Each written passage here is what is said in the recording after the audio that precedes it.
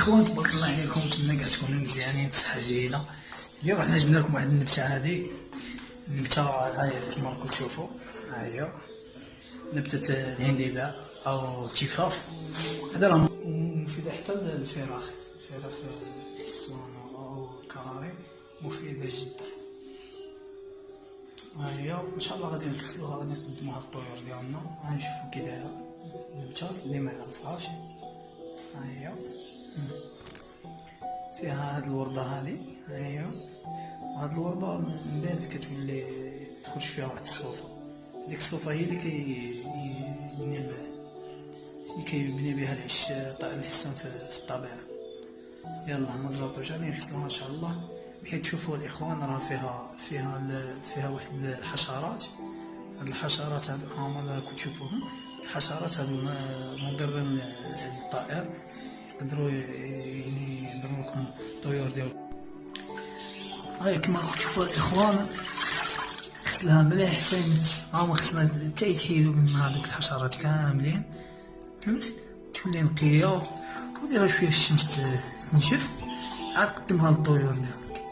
لان راه قدرت دير شي كيما نقولوا شي ديكا، ترك شي ديكا الطيور ديالك. الاحسن تغسلها مليح ونشفها مليح، عاد تقدمها للطيور ديالك. شو راه عامرة، شوف الوسخ اللي فيها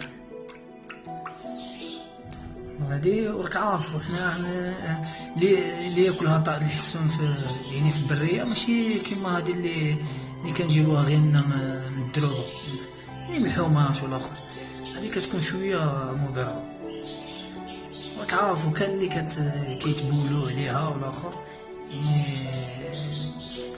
حاول تجيبها من بلايص يعني ما يكونوش فيها، حاول تشوف بلايص اللي ما فيهمش البشر والاخر، يعني مع الطبيعة والاخر.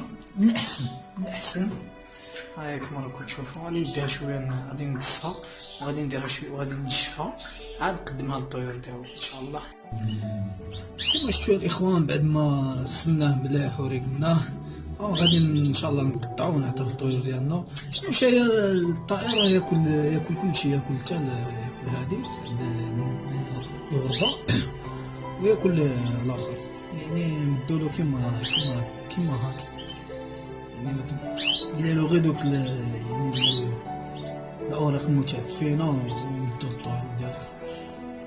واهم شيء في هاد النبته هادي انها مطهره للامعاء ومليحه للكبد الطائر، طعم الحسون ومليحه حتى للفراخ، طعم الحسون. ونتمنى انكم تكونوا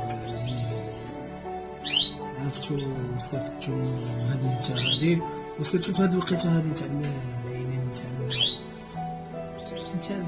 تاع الحضانه تاع التفريخ. راه مزيانه هادي تاع الوجاده، راه مليحه هاد النبته هادي. وتقدر تمدها للطيور ديالك، يعني في هاد الوقيته تقدر تمدها من حتى 3 تاع الخطرات في السيمانه. و هادشي اللي كاين. بون يلا طلعونا في رواحكم، وحتى الموضوع اخر ان شاء الله.